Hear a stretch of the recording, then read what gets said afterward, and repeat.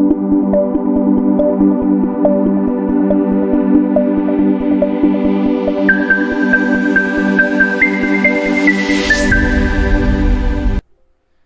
Everyone, आज इस video में हम बात करेंगे फार्मास्यूटिकल क्वालिटी एश्योरेंस के टॉपिक के बारे में। ये topic B pharma third year का है। तो यहाँ देखते हैं यूनिट फोर्थ में देखेंगे कंप्लेंट। तो कंप्लेंट्स पोर्शन जो है, इसमें हम जो कंटेंट्स कवर करने वाले हैं वो है रिकॉलिंग।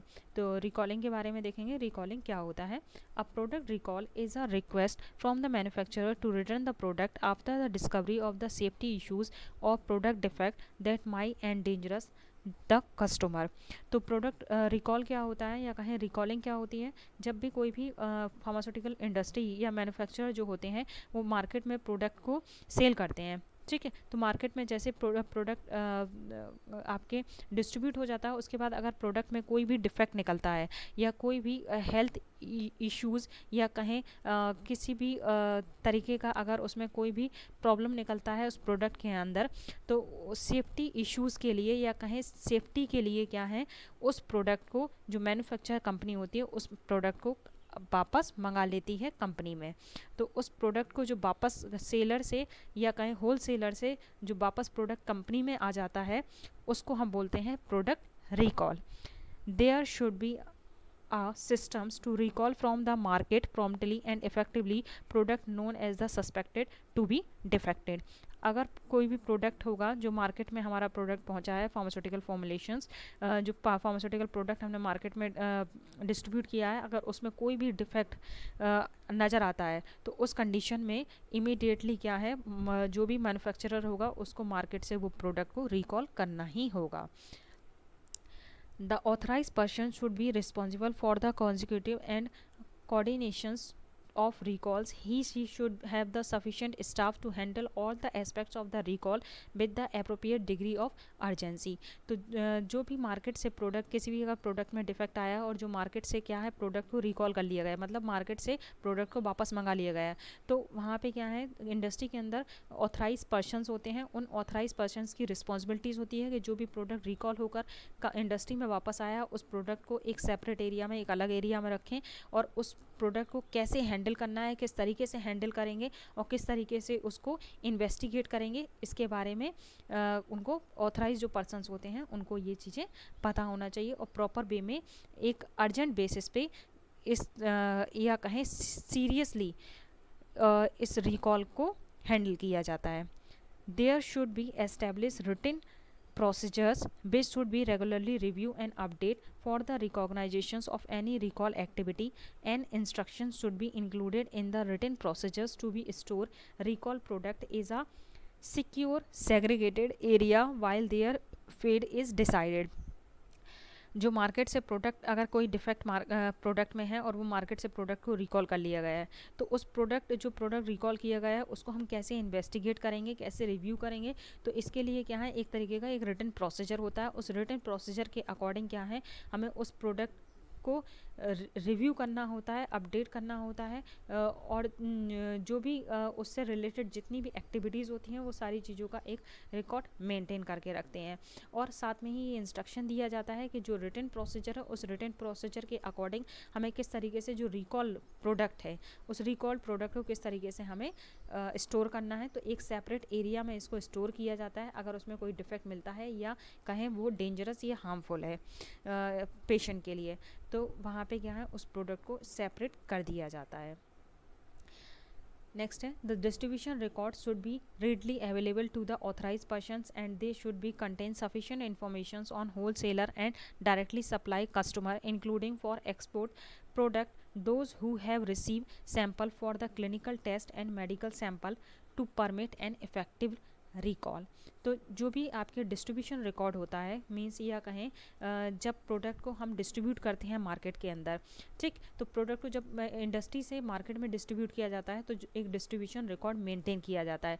तो उस डिस्ट्रीब्यूशन रिकॉर्ड के अंदर क्या है, सारे चीज़ें जो होती हैं, सारे जो रिकॉर्ड होते हैं वो मेंटेन होते हैं कि हमने किस ऑथराइज पर्सन के थ्रू इसको परमिशन मिली है मार्केट में डिस्ट्रीब्यूट होने के लिए। तो ऑथराइज पर्सन का नाम होता है, उसके साइन होते हैं, किस होलसेलर को हम इसको सेल कर रहे हैं, किस सप्लायर को दे रहे हैं, तो ये सारी चीज़ें वहाँ पे डिटेल मेंशन होती है।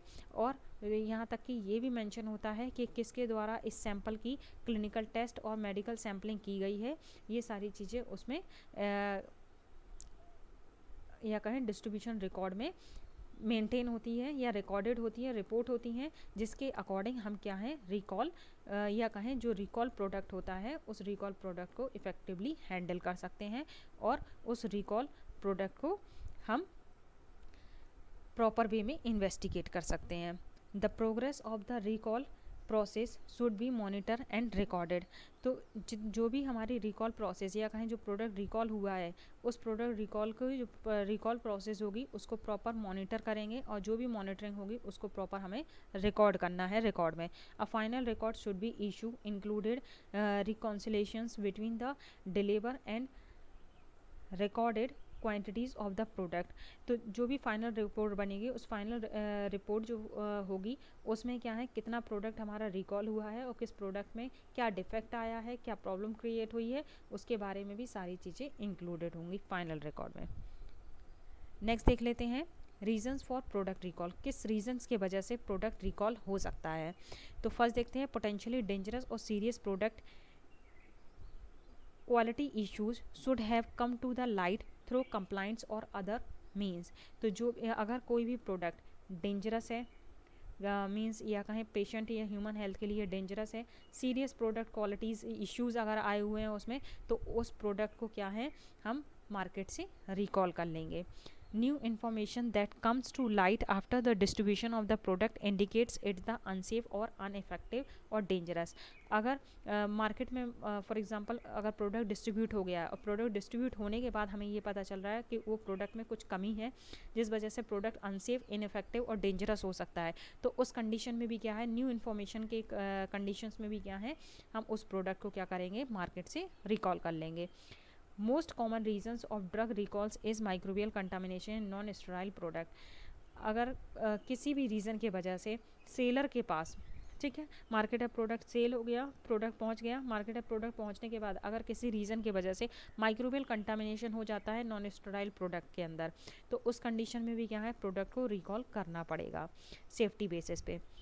Next degradation product impurities.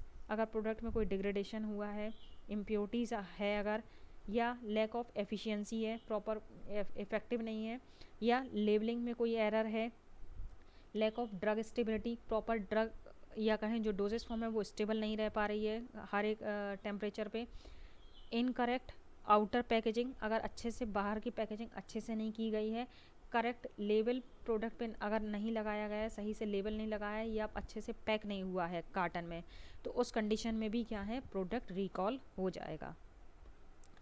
Next देखते हैं क्लासिफिकेशन ऑफ प्रोडक्ट रिकॉल। अब जो भी प्रोडक्ट रिकॉल की प्रोसेस होती है वो 3 क्लासेस में डिवाइड की गई हैं। तो फर्स्ट क्लास जो है वो फर्स्ट क्लास होती है कि फर्स्ट क्लास के अंडर में जो प्रोडक्ट आते हैं वो कौन से होते हैं, ऐसे प्रोडक्ट जो क्या है पोटेंशियली लाइफ थ्रेटनिंग प्रोडक्ट होते हैं या कहें जो सीरियस रिस्क क्रिएट करें या मीन्स डेंजरस प्रोडक्ट हों, उन प्रोडक्ट की रिकॉल की जाती है, तो वो क्लास फर्स्ट में रखे जाते हैं।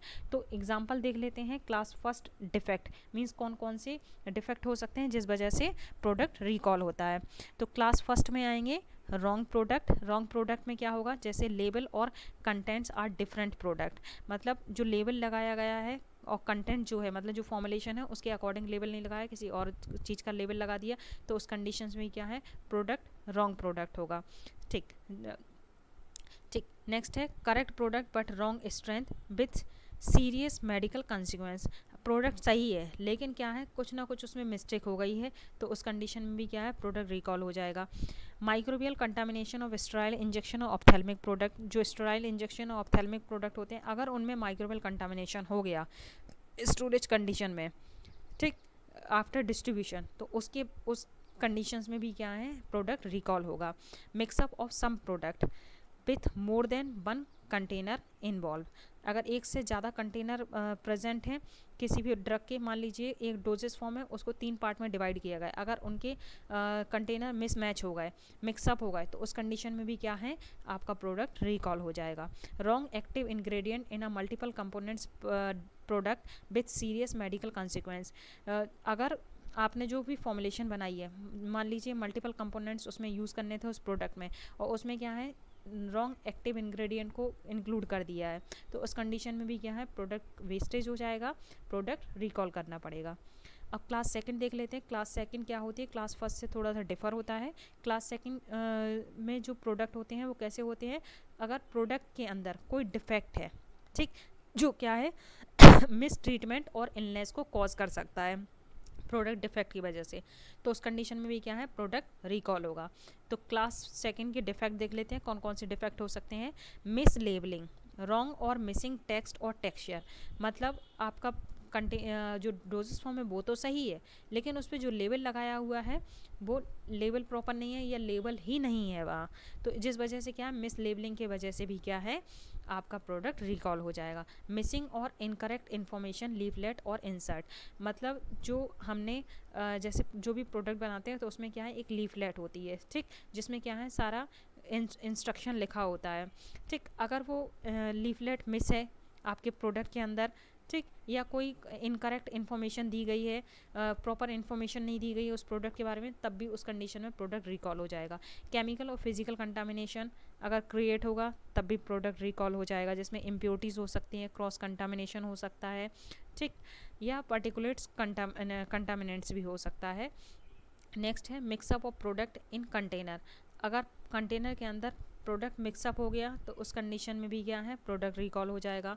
Insecure closures with serious medical consequence, अगर अच्छे से क्लोजर्स को अच्छे से सील नहीं किया गया है तो उस कंडीशंस में भी क्या है, सीरियस मेडिकल कंडीशंस क्रिएट हो सकती है, इसलिए प्रोडक्ट यहाँ पे रिकॉल हो जाएगा। नेक्स्ट देखते हैं थर्ड वन। थर्ड जो है वो क्लास फर्स्ट और क्लास थर्ड से बिल्कुल डिफरेंट होता है, क्योंकि क्लास थर्ड में जो प्रोडक्ट आते हैं अगर प्रोडक्ट में कोई डिफेक्ट होगा, और डिफेक्ट किस तरीके का होगा, मतलब कोई भी हजार्डियस या हेल्थ इश्यूज क्रिएट नहीं करेगा, लेकिन क्या है, किसी अदर रीजंस के वजह से, डिफरेंट टाइप के भी और रीजंस होते हैं, उनके वजह से भी क्या है, आपका प्रोडक्ट रिकॉल हो जाता है, तो वो क्लास थर्ड में आते हैं। तो क्लास थर्ड के डिफेक्ट देख लेते हैं कौन कौन से हो सकते हैं। फॉल्टी पैकेजिंग, अगर पैकेजिंग प्रॉपर नहीं है, मतलब प्रोडक्ट तो ठीक है लेकिन पैकेजिंग सही से नहीं है, फॉर एग्जांपल जैसे बैच नंबर नहीं है उस पर, या एक्सपायरी डेट नहीं प्रिंट हुई है, तो उस कंडीशन में प्रोडक्ट रिकॉल हो जाएगा। फॉल्टी क्लोजर्स अगर अच्छे नहीं लगे हुए हैं, लीकेज हो रहा है डोजेस फॉर्म में से, तो उस कंडीशन में भी आपका प्रोडक्ट रिकॉल हो जाएगा। कंटामिनेंट्स, माइक्रोबियल स्पॉयलेज, कंटामिनेशन हो रहा है, माइक्रोबियल स्पॉयलेज हो रहा है, या डर्ट आई हुई है, प्रॉपर क्लीन नहीं है आपकी जो भी डोजेस फॉर्म कंटेनर हैं, तो उस कंडीशन में प्रोडक्ट रिकॉल हो जाएगा। तो ये रीजंस थे आपके क्लास थर्ड के। तो जो क्लास फर्स्ट और क्लास सेकंड वाले जो रिकॉल होते हैं, या कहें क्लास फर्स्ट और क्लास सेकंड वाली जो क्लासिफिकेशन है, क्लासीफाई किया गया है, ये क्लास फर्स्ट और क्लास सेकंड वाले जो प्रोडक्ट होते हैं या कहें डिफेक्ट होते हैं, वो क्या है, एक तरीके की सीरियस कंडीशंस क्रिएट करते हैं, ठीक। तो क्लास फर्स्ट और सेकंड टाइप के अगर डिफेक्ट निकल रहा है प्रोडक्ट के अंदर, तो हमें इमीडिएटली मार्केट से प्रोडक्ट को रिकॉल करना पड़ेगा, अदरवाइज़ क्या होगा, हेल्थ इश्यूज क्रिएट हो जाएंगे, ठीक। तो इस हेल्थ या कहें सेफ्टी को देखते हुए, सेफ्टी रिलेटेड इश्यूज़ को देखते हुए हमें प्रोडक्ट को रिकॉल करना ही होगा, अगर वो प्रोडक्ट क्लास फर्स्ट और क्लास सेकंड में आता है तो। और प्रॉपर हमें एवेल्यूएट करना होगा रिकॉल के बाद, कि एवेल्यूएशन करना होगा, इन्वेस्टिगेशन करना होगा कि प्रोडक्ट में कहाँ पे क्या कमी आई है और किस लेवल पे आई है, किस रीज़न की वजह से क्या प्रॉब्लम क्रिएट हुई है।